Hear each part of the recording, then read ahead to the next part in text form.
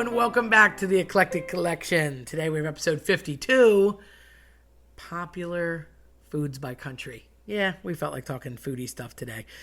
And in no apparent order, with no apparent rhyme or reason, I just thought, I've been doing this international night thing for years, and I always try to get stuff that people like and associate with that country. And I thought, let me make a little list about this. So if you're going to have a party anytime soon, or you want to do something with a cool international flair, or maybe you're just trying to eat something different, although you know how I'm about cook, you should alert the fire department if I'm cooking and not eat it unless it's a cold dip. It's my jam. After that, not allowed to use those appliances. They just come with the kitchen. However, if you have some culinary skills, maybe you could try some of these things. So, good old America, you have the BBQ. I think the barbecue was definitely an invention of multiple states. Not getting into that because the Texans will fight with the people from North and South Carolina, then they'll fight with the people from Maryland because they all have a different style of barbecue. But barbecue in general, despite its different styles and sauces, definitely is a big thing that comes from America, and you see it a lot throughout the country, specifically in the Southwest, very often with different takes on it. And that's kind of our thing. So moving on to across the pond, good old France. We have quiche, escargot, and crepes. What is that, you might ask? Well, escargot, frankly, are snails. Now, I love garlic, but despite putting as much garlic and butter and oil on anything, I just don't think I could get past the fact that that guy was crawling around in my backyard. But I hear they're good. Quiche, I'm totally down with. That is basically, there's different variations of it, you have quiche Lorraine or whatnot, but it's essentially a warm egg with stuff in it, whether it's spinach or ham or whatnot.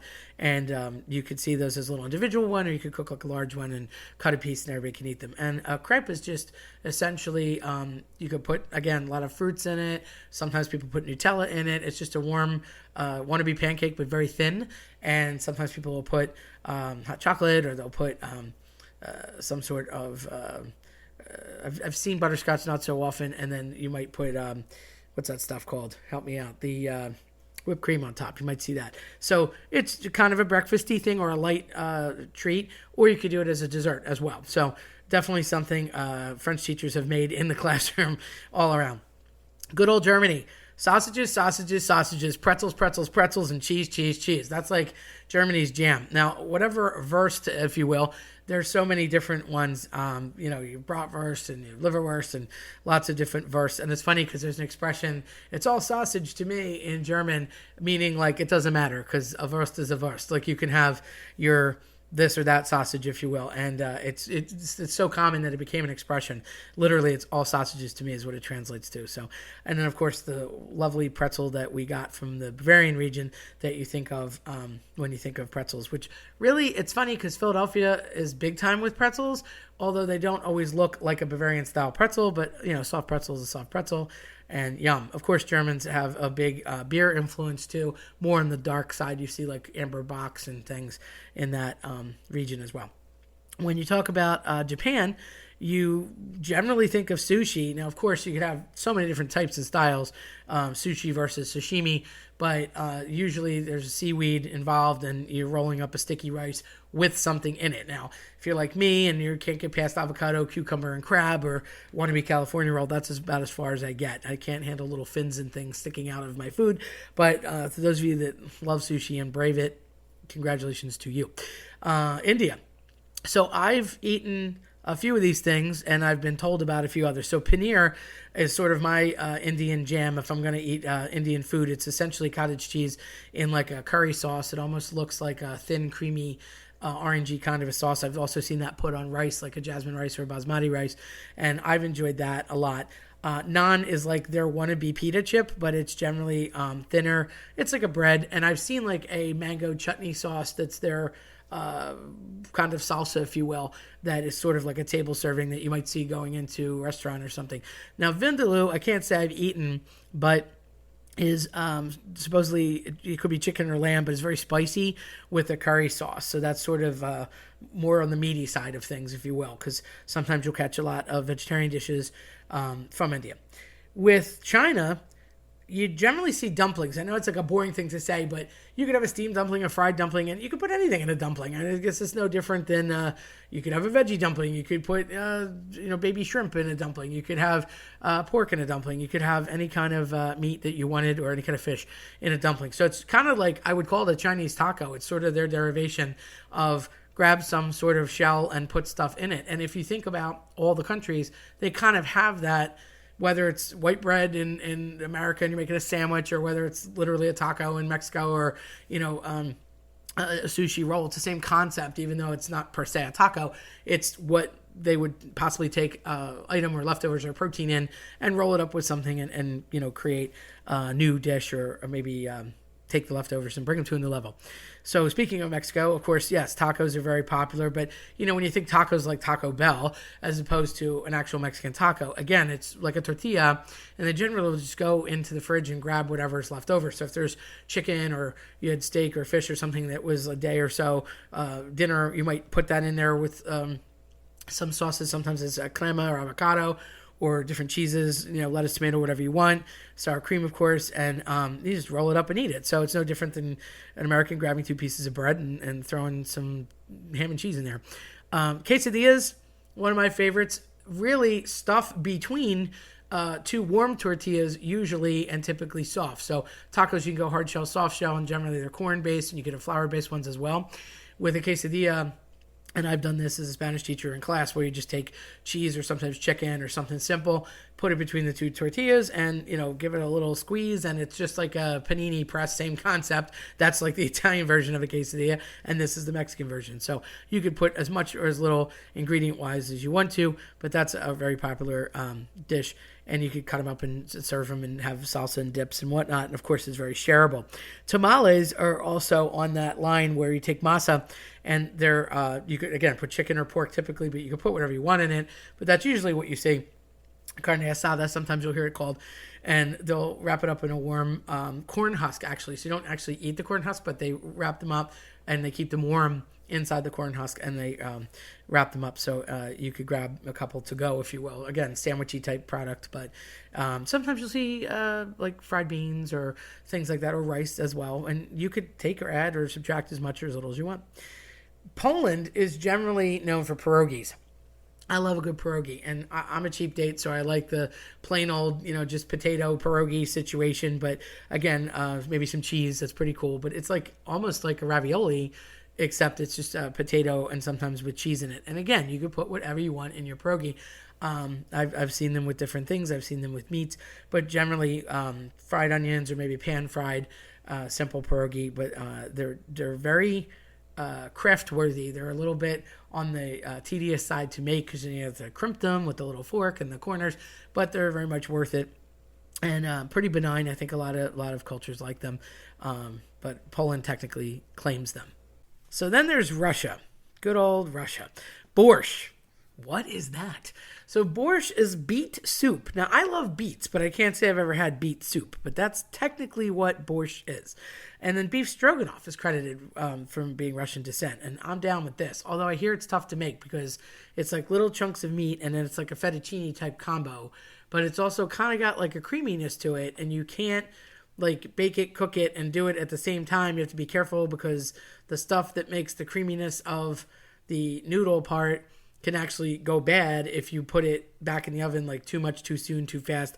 I don't know. There's something that people that actually cook worry about there, but it is yummy when done properly. Spain. Okay, so I'm down with this. So paella. What is that? Paella is basically a gigantic rice dish full of whatever it is that you want to eat. Now, you can certainly have, again, pick your own protein, right? Or maybe you just want veggies. I am all about the meats, so you could have a paella with sausage and chicken and beef and pork, etc. Or you could do any kind of paella. They also have these gigantic pans, or paella pans, that you may or may not have seen like on a cooking channel or something like that. And if you haven't seen the visual, Google it. It's quite the pan. It's gigantic, and you can put like a person in this pan.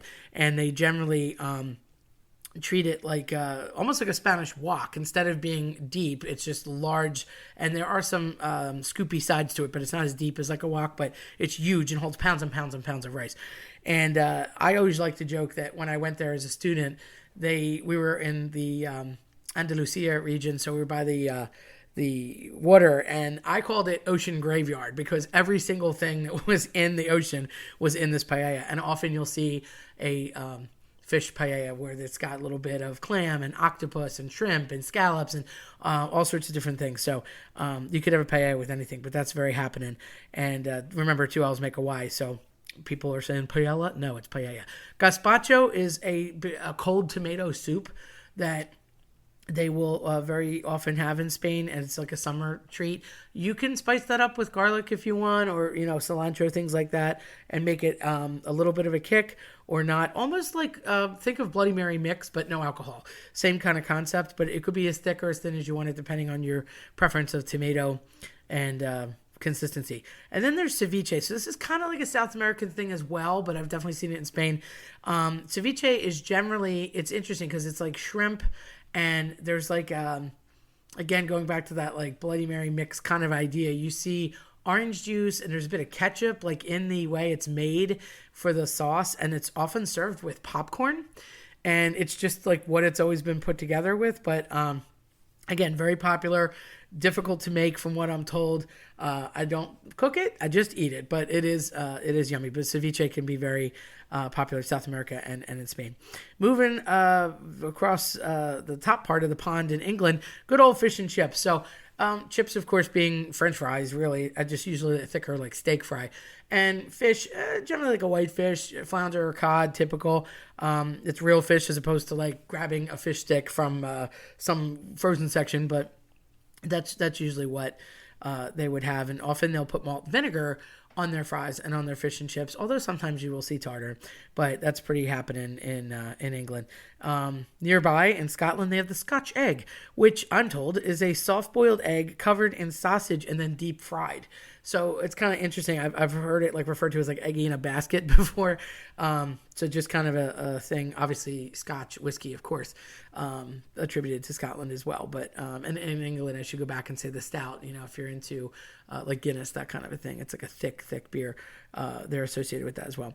In Ireland, nearby, you have shepherd's pie, and it's funny because I can't say the Irish is known for their cuisine. However, potatoes are all around, and they made good use of them. They take this like bed of mashed potatoes, and it sort of covers the stew. So it's just standard, hearty, just meat, potatoes kind of a thing, beef stew. And it's usually got carrots and onions and peas in it. And it's in usually like a brown gravy. And they'll put it in like an iron skillet or like a little small, almost like crock pot type of situation. And then they'll cover it with mashed potatoes and bake it. And it's very, very, very hot. And it's just a comfort food. And a lot of places serve it. You see it certainly in Irish pubs. Sniff, sniff, Bennigan's, another throwback. One more thing I missed from there. But yes, they had it all the time. So that's pretty popular in Ireland. Changing course here to Thailand. Pad Thai.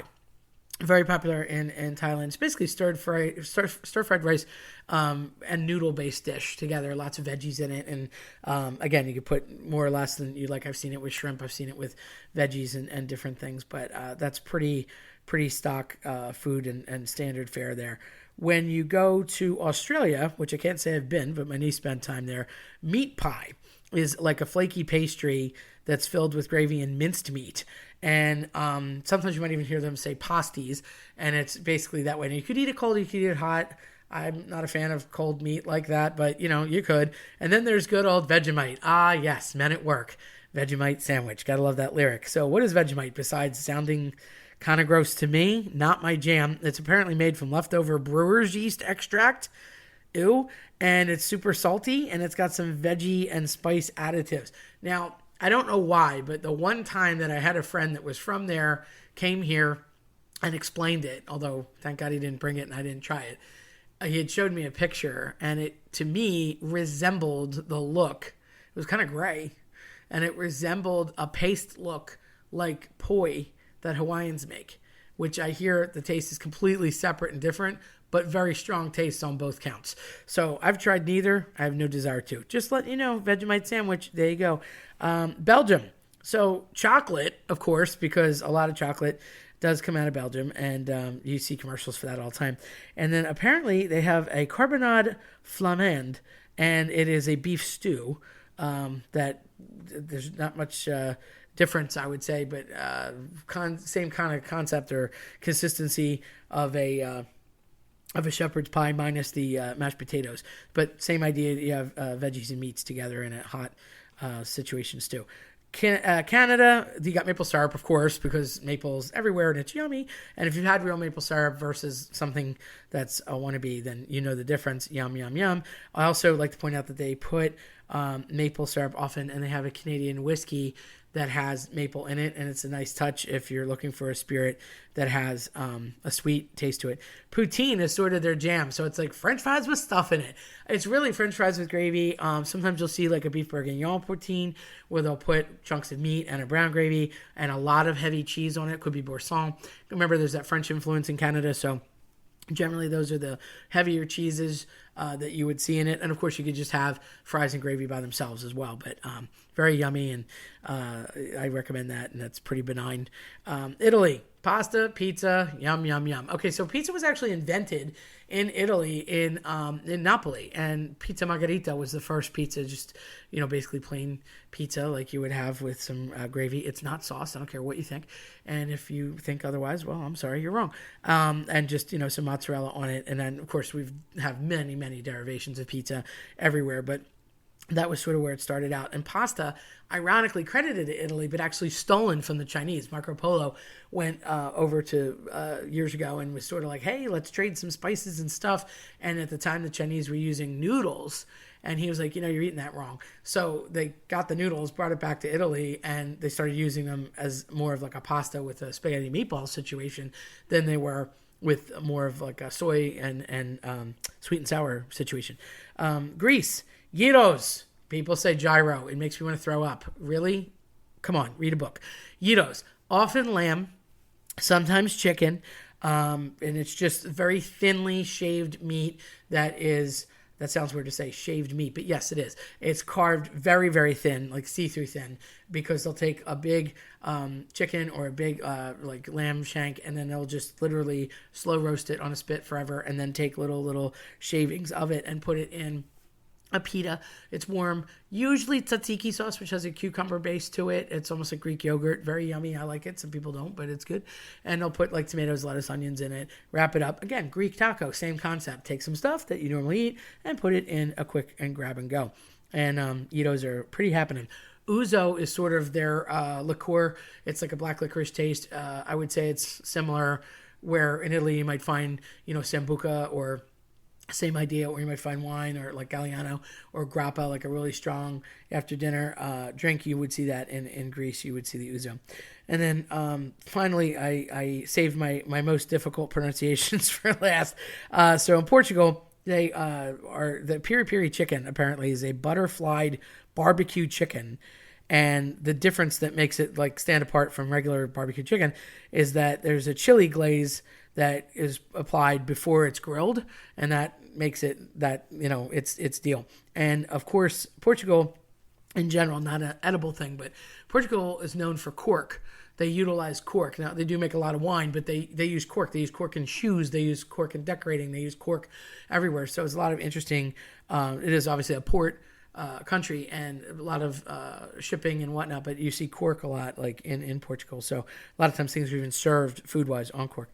So then they have pasteles de nata, which is an egg custard tart pastry, and sometimes you might see cinnamon dusted on that. So again, that's a pretty unique thing to them, and they often have port wine, which is a very, very sweet wine, and that's something you might see as an aperitif or an after-dinner drink. So these are just some countries and different places and foods that are associated with them, and pretty yummy stuff. So if you've got a culinary flair, have at it and good luck.